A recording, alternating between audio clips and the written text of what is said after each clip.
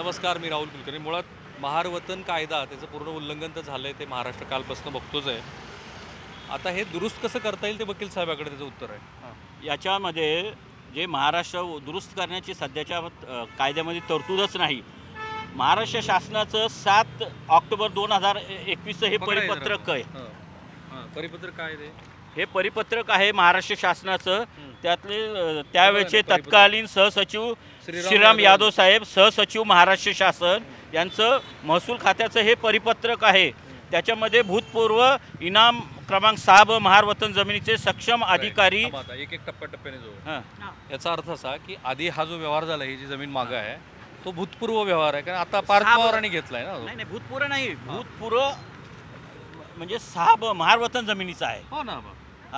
ही land नाही सांगतो तुम्हाला, 1962 ला ही जमीन खालसा झालेली आहे. हो, सरकारकडे वर्ग झालेली आहे. हो. बरोबर, मग ती भूतपूर्व आहे. फक्त प्रॉपर्टी पेपर मध्ये जे मूळ वारसावाले त्यांचं नाव आहे. बरोबर, हे तर स्पष्ट झालं. आता पुढे आता अशा ज्या शासनाच्या ज्या महारवतनाच्या जमिनी आहेत त्याच्या संदर्भामध्ये इन्फिरियर व्हिलेज ॲबॉल्युशन ॲक्ट 1958 त्याला 1962 असेल तो. नाही 58 आहे. 58चा कलम 5 ते 4 मध्ये असं म्हटलेलं आहे की शासनाच्या सक्षम अधिकाऱ्याच्या पूर्व परवानगीशिवाय हस्तांतरण झाले असतील तर अशी हस्तांतरणे नियमाकुल करण्याबाबत किंवा या संदर्भात कोणत्याही स्वरूपाचा शर्तभंग कार्योत्तर मंजुरी नियमानुकूल म्हणजे रेग्युलराईज करण्याची तरतूद प्रचलित कायद्यामध्ये सद्यस्थितीत नाही आहे. म्हणजे आता आत्ताचं जे सध्याचं जे वादग्रस्त प्रकरण आहे हे ऑफकोर्स ह्या 2021च्या सर्क्युलरप्रमाणे झाल्याच्या नंतर झालेलं आहे. त्याला शासनाची परवानगी नसताना हा व्यवहार झालेला आहे. आता शासन हे जे आपलं परिपत्रक आहे त्याच्याबद्दल शासन काय भूमिका घेते? वकील साहेबांचा मुद्दा फार महत्त्वाचा आहे. बघा, सरकारचं परिपत्रक आहे. आता तुम्हाला रिमेडी पण मिळाली वकील साहेबांकडे. तुमचं पूर्ण नाव वकील साहेब? मी ॲडव्होकेट राजू नाईक साहेबांनी एक रेमेडी दिली आहे. सरकारचं स्वतःचं परिपत्रक आहे आणि त्या परिपत्रकाप्रमाणे ज्याला पूर्वपरवानगी मिळालेली नाही सरकारच्या प्राधिकृत अधिकाऱ्याची, तर तो व्यवहार आपोआप रद्द होतो आणि तो रेग्युलराइज करण्याची सध्याच्या कायद्यामध्ये तरतूद नाही.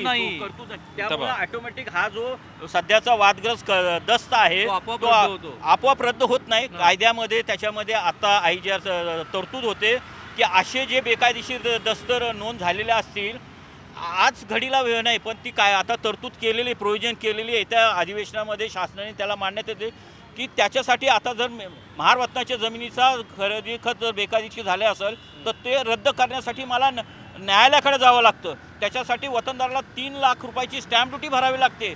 वकिलांचा खर्च वेगळा आणि शिवाय माझी मिळकत मी वादग्रस्त ठरते न्यायालयात असल्यामुळं. त्याची गरजच नाही. त्याची गरज नाही. माझा ह्या व्यवहाराशी जर संबंध नसेल वतनदाराचा तर तो रद्द करण्यासाठी न्यायालयात जायची गरज नाही. म्हणून त्याच्यामध्ये आता अशी नवीन तरतूद येते की IGR नोंदणी अधिकारी स्वतः ते दस्त त्यांच्या स्तरावर रद्द करतील अशी तरतूद येते आहे, पण अद्यापर्यंत ती आलेली नाही. त्याची जर आपण ते पुढच्या येणाऱ्या गोष्टीबद्दल न बोलता ह्याच पत्रकाबद्दल बोलूया. ऐका ना, ह्याच पत्रकात म्हटलं ना की हे रद्द होतं म्हणून. नाही इथं काय म्हटलंय, अंतिमता निकाली काढण्यात यावी.